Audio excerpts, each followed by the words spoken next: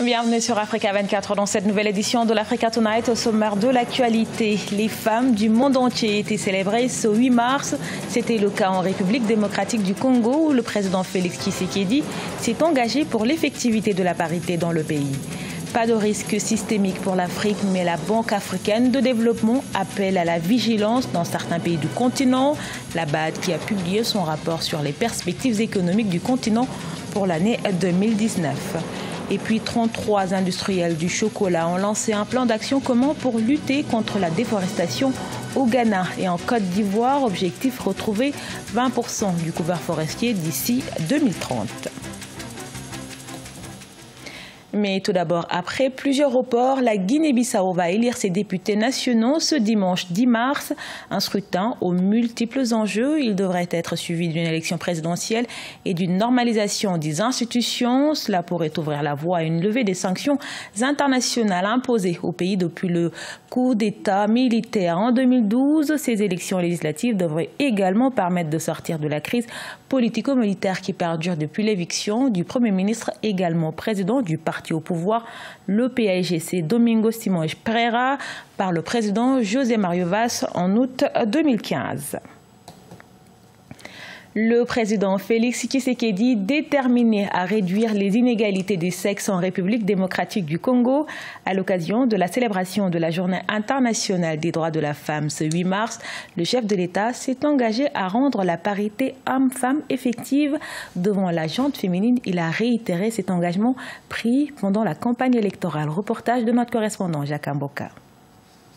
Lutter contre l'inégalité des genres afin de rendre la parité une réalité sous son règne, c'est l'engagement pris par le président congolais Félix Tshisekedi. C'est à l'occasion de la Journée internationale de la femme célébrée ce vendredi 8 mars que le chef de l'État s'est ainsi adressé à un groupe de femmes dites exceptionnelles par l'excellence dans leur domaine d'activité. Je suis engagé lors de ma campagne présidentielle, je contribuerai efficacement à la concrétisation et à la mise en œuvre, autant que possible, de la parité homme-femme dans les institutions de notre pays.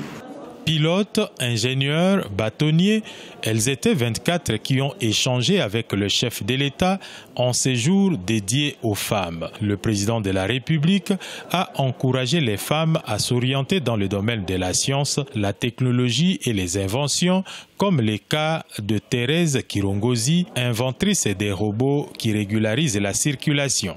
Nous, les femmes, on ne se donne pas beaucoup sur la nouvelle science ou dans l'intelligence artificielle, mais nous devons vraiment redoubler nos efforts et nos capacités parce qu'il n'y a pas de choix. Si nous voulons être un pays développé, nous devons emboîter le pas. Félix Tshisekedi a eu à cette occasion une pensée pieuse pour toutes ces femmes victimes des atrocités perpétrées par des groupes rebelles à l'est du pays. Le chef suprême des armées a promis de ne ménager aucun effort pour l'éradication de ces groupes. Rappelons que le thème retenu pour la Journée internationale de la femme cette année, c'est penser équitablement, bâtir intelligemment, innover pour le changement. L'Afrique est en marche, loin de la Chine ou de l'Inde, mais le continent poursuit sa progression. C'est l'un des messages de la Banque africaine de développement qui a publié son rapport sur les perspectives économiques du continent pour 2019. Dans son observation méticuleuse de la dette du continent, la BAD en appelle à la vigilance en raison de la situation quasi intenable de certains pays du continent. Cheikh Omar Bandaogo. Fin 2017, le ratio de la dette publique brute par rapport au PIB a atteint 53% en Afrique, selon la Banque africaine de développement. Sur 52 pays, 16 dont l'Algérie, le Botswana, le Burkina Faso et le Mali ont un ratio dette-PIB inférieur à 40%, tandis que 6 pays, le Cap-Vert, l'Égypte, l'Érythrée, le Mozambique, la République du Congo et le Soudan, ont un ratio supérieur à 100%. Le passage à la dette commerciale en Afrique est dû à l'amélioration de la capacité de la plupart des pays à gérer leurs économies. En outre, les taux d'intérêt ont également été normalisés dans la plupart des pays. Néanmoins, 16 pays africains sont classés comme présentant un risque élevé de surendettement ou comme étant surendettés. Dans certains pays, la situation de la dette est devenue intenable, exigeant des mesures urgentes. Nos États n'ont pas de recettes parce que nous n'avons pas d'industrie et En plus de ça, tout ce qu'il faut faire en Afrique, il faut qu'on aille chercher de l'argent dehors. Mais c'est normal qu'on soit hyper endetté. Il faut veiller dans la zone monétaire ouest-africaine et centrale à ce que tout le monde emprunte au même taux d'intérêt. Il ne faut pas que nos banques centrales continuent à se vouer à une lutte contre l'inflation. Même si la BAD affiche un optimisme, affirmant que le continent n'est pas exposé à un risque systémique de crise de la dette, certains pays présentent des signes critiques. C'est le cas du Kenya qui, pour payer cette dette, devra dépenser 68% de ses recettes publiques. La guerre contre la déforestation liée au cacao est ouverte. Deux premiers producteurs mondiaux, la Côte d'Ivoire et le Ghana, s'engagent contre ce fléau. C'est à travers un plan d'action commun que les 33 industriels, qui représentent 85% du marché du chocolat, entendent lutter pour la restauration du couvert forestier. Ange Bijounoménion. La Côte d'Ivoire et le Ghana ensemble pour des plans d'action contre la déforestation liée au cacao. Cette démarche entre dans le cadre de l'initiative Cacao et Forêt lancée en novembre 2017. Le plan ghanéen pour l'ICF est une pierre angulaire dans notre cadre stratégique pour une croissance économique durable.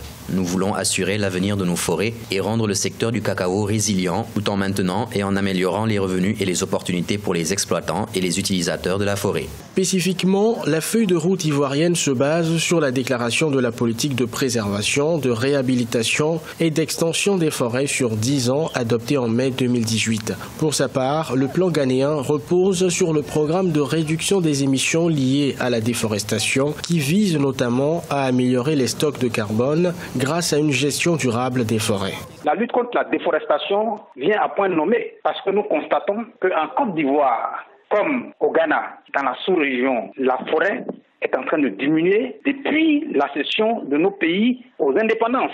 Alors, parce qu'il y a l'industrie du bois qui s'installe, il y a aussi l'extension de l'agriculture, c'est-à-dire que l'agriculture est extensive au lieu que ce soit intensif. D'après les données de la Fondation mondiale pour le cacao, la Côte d'Ivoire et le Ghana, qui comptent pour 65% de l'approvisionnement mondial, ont respectivement perdu 17% et 13% de leur couverture forestière entre 2001 et 2017. Réduire la fracture numérique au sein de la sous-région, une priorité pour les pays membres de la communauté économique des États d'Afrique centrale. Réunis pour la 4e réunion des ministres des télécoms de la zone à Brazzaville, en République du Congo, les dirigeants ont opté pour la mutualisation de leur politique nationale avec pour objectif atteindre un taux de couverture Internet de 95% d'ici 2025. Nathalie Mo. La communauté économique des États d'Afrique centrale vise à harmoniser l'essor du numérique dans la région. Ces pays membres ont convenu d'interconnecter au moins 3 capitales et de renforcer les réseaux nationaux des infrastructures de communication électronique à haut débit, des résolutions qui épousent les ambitions du projet Central Africa Backbone. Il faudrait que chaque pays se dote d'une infrastructure à fibre optique qui va permettre à ce que n'importe quel opérateur, que ce soit son pays d'implantation, puisse servir les populations des autres pays. L'initiative des pays de la communauté économique des États d'Afrique centrale entend aussi réduire les frais d'itinérance qui varient d'un pays à l'autre. Selon des spécialistes, la solution à ce problème réside dans la mise en place d'un marché de gros de l'itinérance dans la région. Lorsqu'on parle du marché de gros dans le domaine des télécommunications, il s'agit tout simplement de trafic à une capacité très élevée. Donc c'est un peu comme si on augmentait les différentes pistes dans lesquelles les communications étaient effectuées auparavant. Selon GSMA Intelligence, 30% des habitants de l'Afrique centrale auront accès au réseau 3G et 8% au réseau 4G en 2020. Pourtant, les pays de la région envisagent un taux de couverture Internet de 95% au cours des 6 années à venir. À la page sport, la FIFA au secours du football malien pour réconcilier les acteurs. L'organisation a décidé de proroger la mission du comité de normalisation dirigé par une femme et ancienne porte-parole du gouvernement, Daou Fatoumata Guindo. L'équipe mise en place le 9 janvier 2018 tente de mettre un terme à cette crise qui dure depuis 2015. Reportage à Bamako de notre correspondant Mokhtar Baré. Après une élection invalidée par la FIFA en décembre 2017, un comité de normalisation a été mis en place le 9 janvier 2018. À la tête de ce comité, une ancienne ministre chargée des réformes de l'État et des relations avec les institutions, Daou Fatmata Guindo, avec un mandat de 4 mois, elle devait permettre la mise en place d'un nouveau comité au sein de la FEMAFOOT. En tant que femme, on m'a seulement demandé en tant que présidente du comité de normalisation de poser des actes, de gérer conformément au texte. Vous savez, quand vous ouvrez un dossier, ce n'est pas écrit homme-femme. Donc vous lisez, vous traitez et vous prenez votre décision. Si une femme à la tête d'une fédération de football est rare dans le monde, cela est encore une source de motivation pour cette dame avertie qui est dans un milieu d'intérêts divers. À son actif, la qualification des équipes seniors, juniors et dames aux Coupes d'Afrique de leur catégorie. Cerise sur le gâteau, une Coupe d'Afrique des U20 remportée en février 2019 à Niamey. Quand je vois la détermination et tout l'espoir que ces jeunes fondent sur cette activité, ça mérite que quelqu'un se tue à la tâche. Et je ferai cette mission pour le bonheur du football malien. Souvent vue comme une femme qui veut s'éterniser à la tête de ce comité de normalisation, elle rassure en mettant le Mali au-dessus de tout intérêt partisan. Avec un mandat reconduit à 3 reprises, Daou Fatmata Guindo espère céder sa place à un nouveau comité d'ici à août 2019. Ce journal a été réalisé par l'ensemble de la rédaction. Merci pour votre fidélité. Retrouvez dans un instant une nouvelle édition de l'actualité sur Africa 24.